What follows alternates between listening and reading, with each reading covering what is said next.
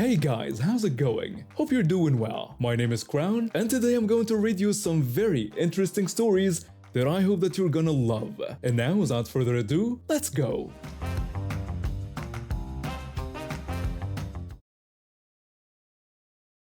I had just gotten out of the hospital about a week before all this happened. The reason? My leg was destroying me.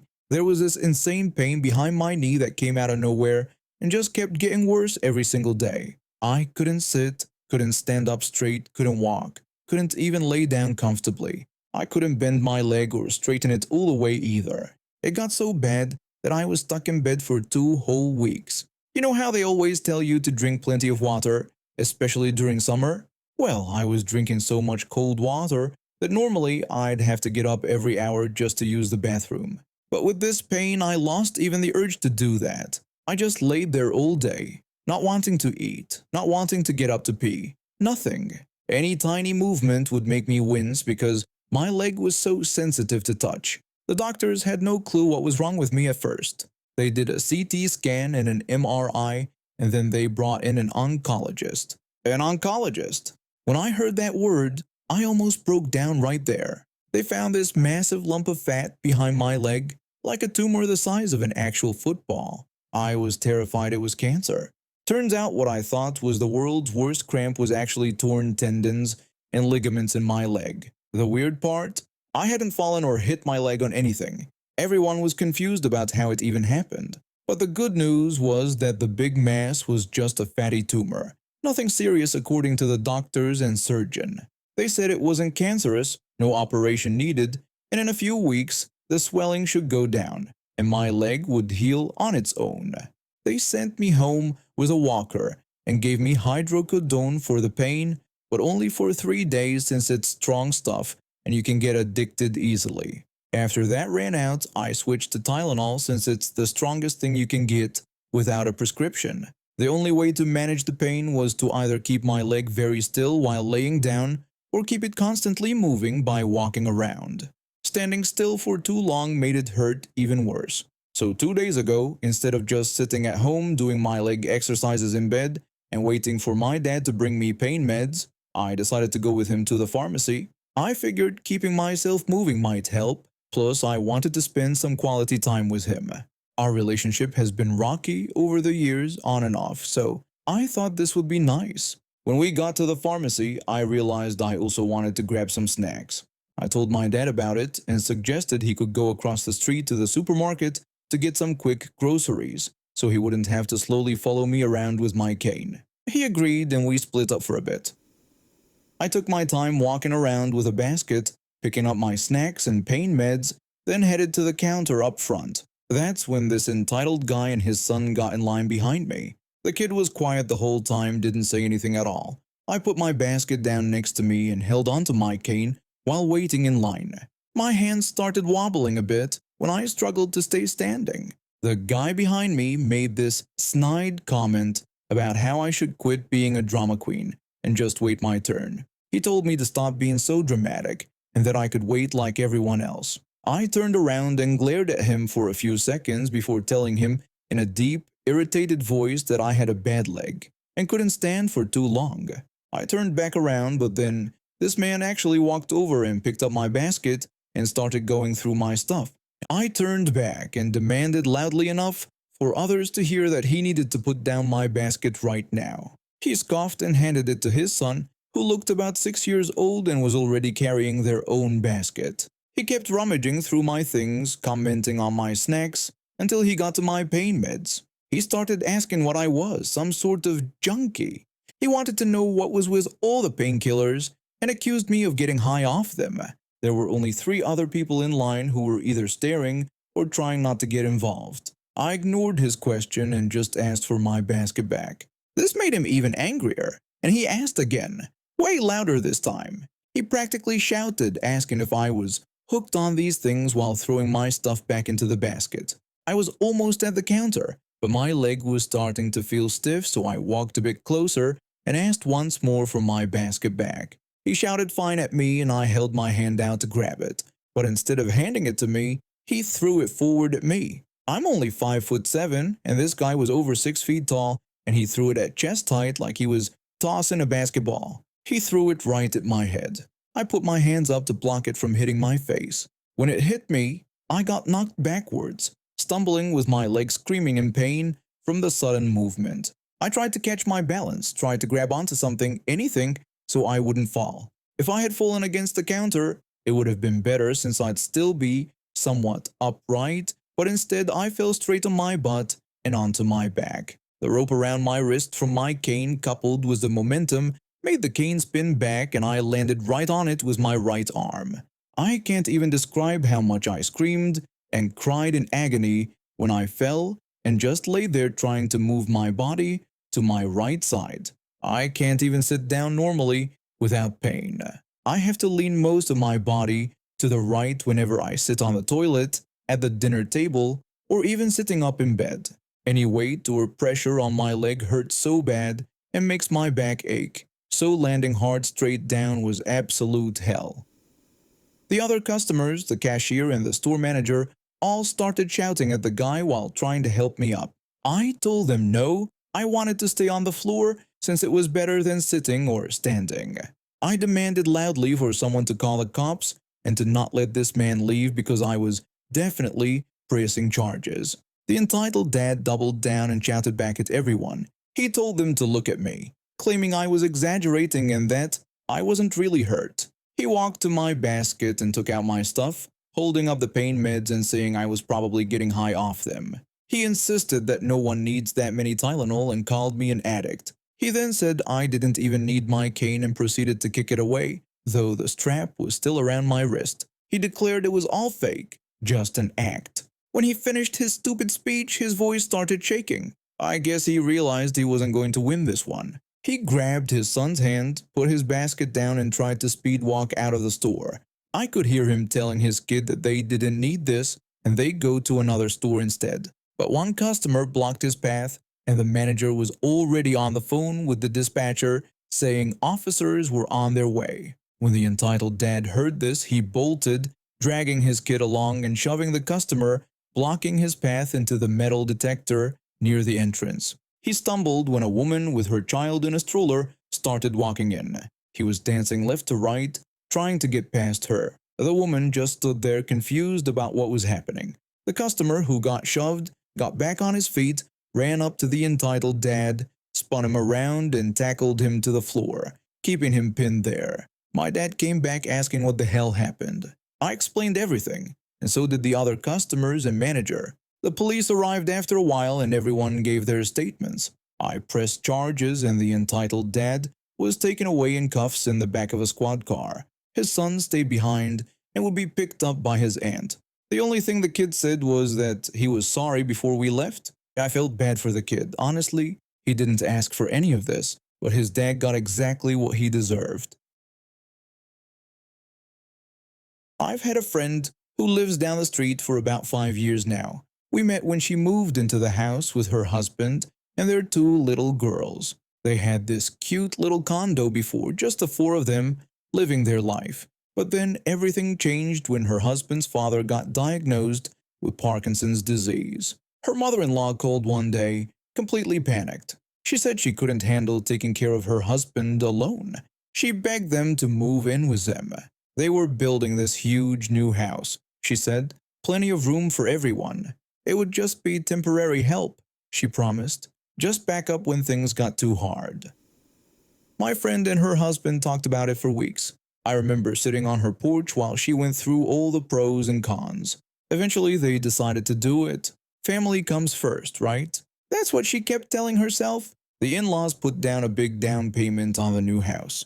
When my friend and her husband still owned their condo, they couldn't get their names on the title. The bank said it was a conflict or something with having 2 properties, so the house went entirely in the in-laws' names. But here's where it gets weird. The in-laws didn't want to pay the mortgage. They wanted to pay rent instead. My friend and her husband ended up paying the entire mortgage every single month. We're talking about a big house, so it wasn't cheap. Meanwhile, the in-laws paid them $400 total each month. $400. That was supposed to cover their room, their board, all their food, and all the utilities. My friend was doing the math in her head constantly, and it never added up. But it got worse. The mother-in-law stopped doing anything around the house.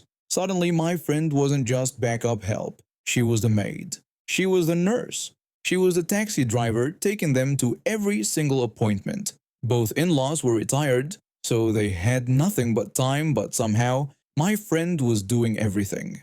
Her husband worked full-time, and she was staying home with the kids, so she was there all day. The mother-in-law would call her upstairs for the smallest things. Make me tea. The remote is too far away. I need you to pick up my prescription. It was constant. Every year when tax season rolled around, the father-in-law would get all the mortgage paperwork. It showed exactly how much had been paid toward the mortgage that year. He'd look at it, nod to himself, and then tell his son that since his name was on the mortgage, he'd be taking the tax credit. The father-in-law used to be an accountant, so my friend's husband just believed him.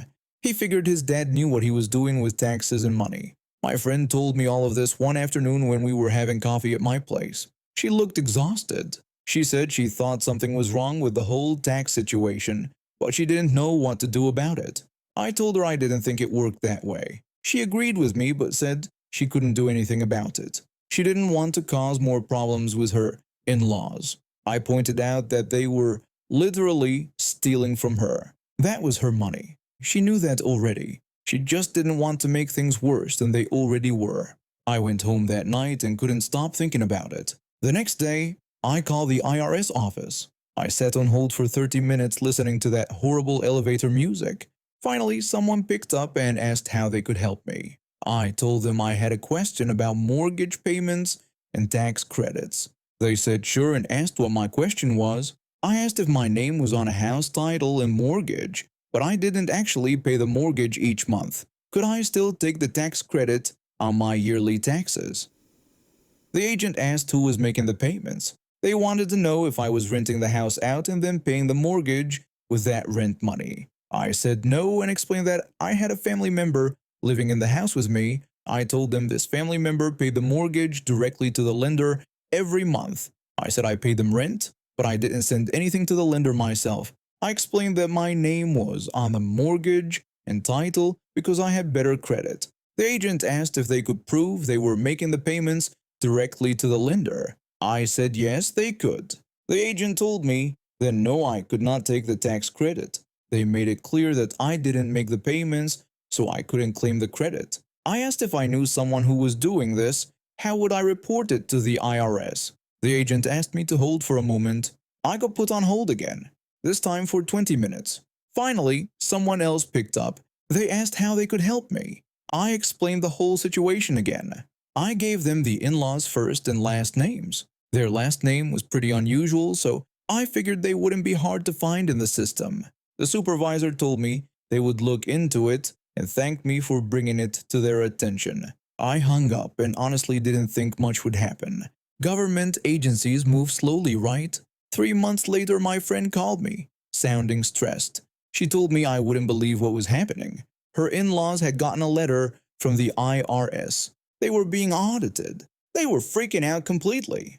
I acted really shocked and asked her what happened. She said she had no idea. She told me that she and her husband had also gotten a letter. Apparently, the IRS wanted to talk to them about the mortgage payments too. I acted surprised and asked her a bunch of questions. I played dumb the whole time, but inside, I was smiling. The audit took months. My friend and her husband had to provide all their bank statements showing every single mortgage payment they'd made. They had to provide canceled checks, electronic transfer records, everything. It was all there in black and white. They'd paid everything. The in-laws had paid nothing except that joke of a rent payment. Things got really tense in the house. The mother-in-law kept asking my friend's husband how this could have happened.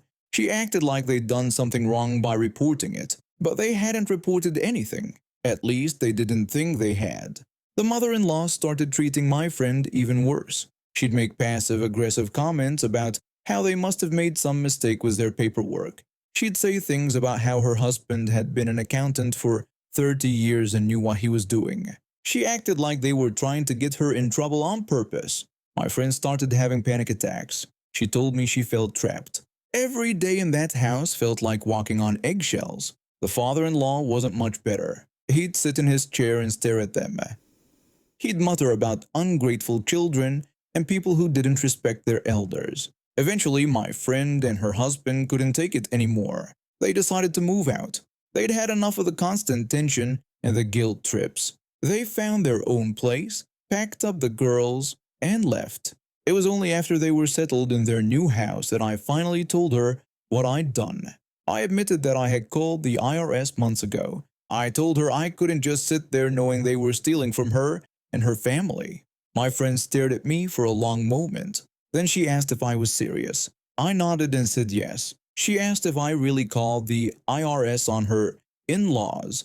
I said yes again. I asked if she was mad at me. She told me she couldn't believe I did that.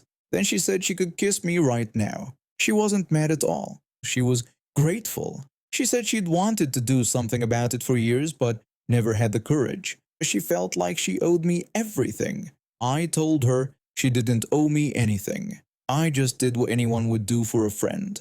Last I heard, the mother-in-law is going to court. The IRS calculated everything going back years. All those years of false tax credits. All that money they claim that they never actually paid. The total amount they owe my friend and her husband is over $100,000. The father-in-law passed away last year, but the mother-in-law is still dealing with the legal mess. She tried to claim she didn't know what her husband was doing, but the IRS didn't buy it. She signed those tax returns too. My friend told me the mother-in-law tried to call her husband a few times. She wanted them to drop the whole thing.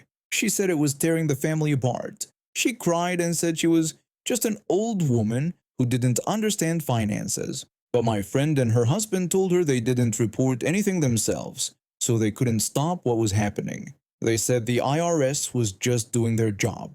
The mother-in-law got angry then. She started yelling about how they were vindictive and cruel. She said they were making her lose her house. She said they should be ashamed of themselves for doing this to family. My friend's husband finally told his mother the truth. He said they hadn't done anything.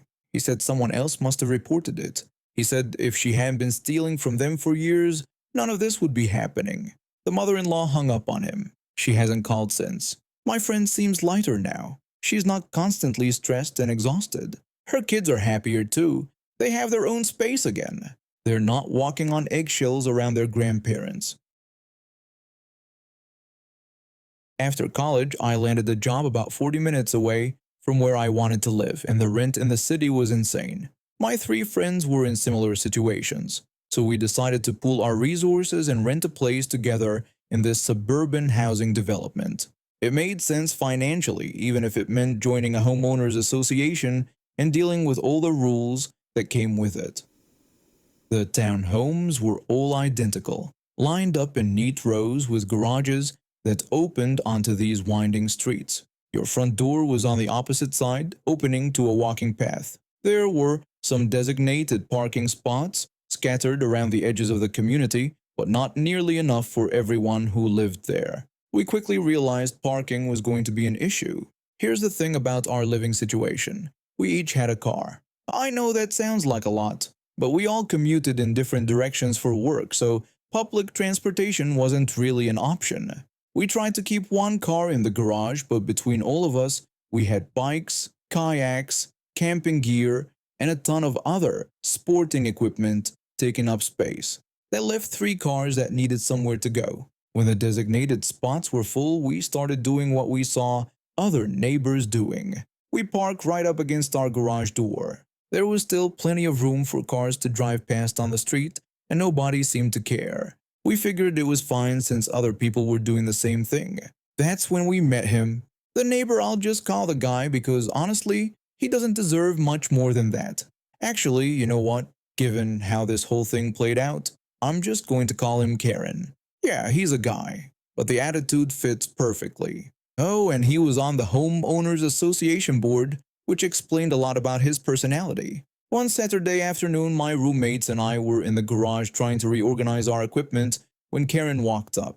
He told us we couldn't park there overnight because it was against community rules. Before any of us could even respond, he added that if we did it again, he would personally make sure we got towed. The first part was reasonable enough, We were new to the community and didn't know all the rules yet. But that second part was just him being a jerk for no reason. He didn't need to threaten us like that. My roommate, trying to keep things civil, responded that we didn't know about the rules since we had just moved in, and that we wouldn't park there overnight anymore. But Karen wasn't done asserting his authority. He said we better not do it again because he would be watching us. That line made my skin crawl. Who says stuff like that? But whatever. We decided to just follow the rules and avoid conflict. From that point on, if we parked in front of the garage during the day, we made sure to move the cars before bed. It was annoying, but it worked. This system held up for a few months until one evening around 7.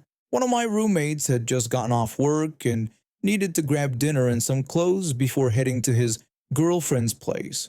He figured he'd only be inside for a few minutes, so he parked in front of the garage instead of walking from one of the distant parking spots. It was still early, and he'd be gone before it was really overnight, so he thought he was safe. At 8, he went to leave and his car was gone. And guess who was standing right there on the street? Karen immediately told my roommate that he had warned him about getting towed if he parked there again. My roommate tried to argue with him, but Karen just stood there with this smug look on his face. My roommate came back inside fuming and called the towing company, only to find out they were closed for the night. He'd have to wait until morning to get his car, which meant paying an overnight storage fee on top of the towing charge. The total came out to $500. $500. We were all pretty angry, but I took it personally. This guy had been hostile to us since day one, and now he'd cost one of us a significant chunk of money. Plus, we could hear him yelling at his wife through the walls almost every night, which just added to my growing dislike of him.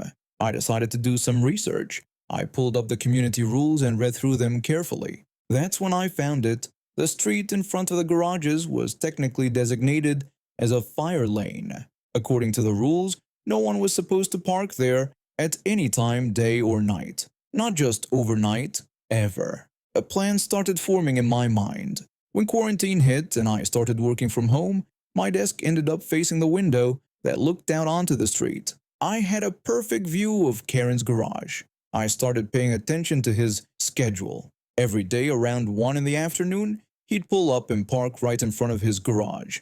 Then he'd go inside for about an hour before leaving again around 2. For 2 weeks, I just watched and took notes. Third week, time to act. On Monday, right on schedule, Karen pulled up at 1 and parked in the fire lane. I waited about 10 minutes to make sure he was settled inside, then I called the towing company. I told them there was a car parked in the fire lane in our community and asked if they could come remove it. 20 minutes later, a tow truck showed up, hooked up Karen's car, and drove off with it. I recorded the whole thing and sent it to my roommates, who were all at work. 15 minutes after that, Karen came outside. I could hear him yelling from inside my house, probably at his poor wife. Then he left and didn't come back until late that evening. The next day, I couldn't believe it. He parked in the exact same spot at the exact same time, so I did the exact same thing. Called the towing company, watched them take his car, and listened to him yell when he came outside and discovered it was gone again. After that second towing, he got smart for a while. For 2 weeks, he parked in an actual designated spot when he came home for lunch. I thought maybe he'd learned his lesson, but then he got comfortable again. Third week, he parked in front of his garage once more. I was sitting at my desk when I saw him pull up and I immediately picked up the phone. The tow truck came, took his car, and once again I heard the yelling. I decided 3 times was enough. Honestly, I felt bad for his wife. She didn't deserve to be screamed at because her husband was too stubborn to follow the rules he'd been so eager to enforce on us. But I did some math, and between the 3 towings, it definitely cost him over $1,000. And now we have reached the end of today's stories. Thank you for watching, and see you next time.